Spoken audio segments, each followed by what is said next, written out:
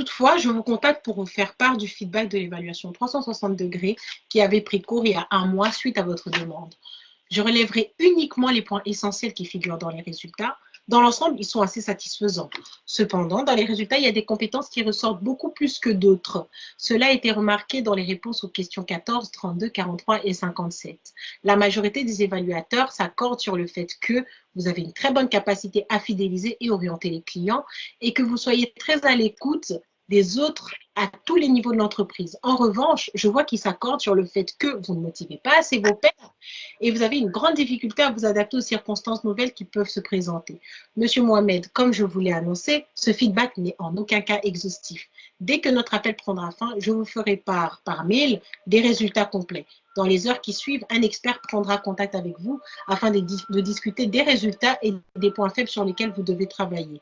Je vous contacterai aussi ultérieurement afin qu'on puisse établir un plan de développement. Bien sûr, mademoiselle Eden, au plaisir de recevoir votre mail et je suis à la disposition de votre expert.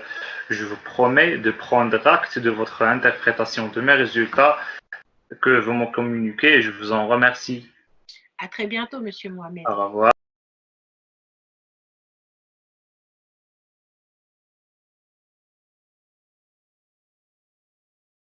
Résultats de l'année dernière et ceux de cette année.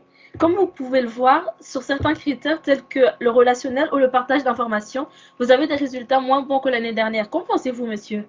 Je vous avoue que je suis assez étonné car cela fait de nombreuses années que je travaille ici et je n'ai jamais eu la moindre évaluation négative. Qu'entendez-vous par là? Je pense que depuis la mise en place de cette manière d'évaluer, certains collègues en profitent pour régler leurs comptes et faire des coalitions. Vous ne pouvez pas vous baser sur des spéculations pour affirmer que votre évaluation manque d'objectivité. Certes, je ne peux pas me baser sur cette affirmation, mais les critères choisis pour m'évaluer me laissent perplexe, comme le fait d'être évalué sur la langue espagnole ou encore sur les relations avec les clients au vu de ma fonction. Vous me prenez un peu de cours, mais si les critères ont été décidés et approuvés, c'est qu'ils sont valides pour la fonction en question. C'est bien ce que je pensais. De plus, j'ai lu de nombreux commentaires à mon propos qui sont loin d'être édifiants et d'être pertinents dans le cadre de mon travail. Ces commentaires sont anonymes, donc malheureusement, je ne peux pas retrouver les auteurs afin de discuter et d'essayer de comprendre. Donc, vous me comprenez bien que je ne peux pas accepter cette évaluation. Je vais en faire part à mon manager et nous reprendrons rendez-vous pour discuter et clarifier les choses. Parfait, merci à vous. 360 degrés part du principe que toute personne avec qui un individu est en relation professionnelle est susceptible de donner un avis sur les attitudes et comportements de celui-ci. Il s'agit par exemple de son supérieur immédiat, de ses collègues, voire des clients ou de fournisseurs. Et en parallèle, la personne doit faire une auto-évaluation avec les mêmes critères et au bout duquel il recevra un feedback anonyme provenant de ses acteurs. Plusieurs auteurs remettent en question cette pratique.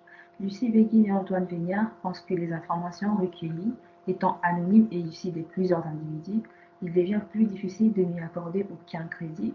D'autres, par contre, soulignent que cela ne garantit pas la sincérité des évaluateurs. En outre, les dimensions ou compétences évaluées doivent être en cohérence avec les tâches auxquelles les personnes évaluées sont affectées et au contexte dans lequel elles évoluent. Il est donc important de clarifier qui on veut évaluer et quelles sont les compétences que l'on veut évaluer.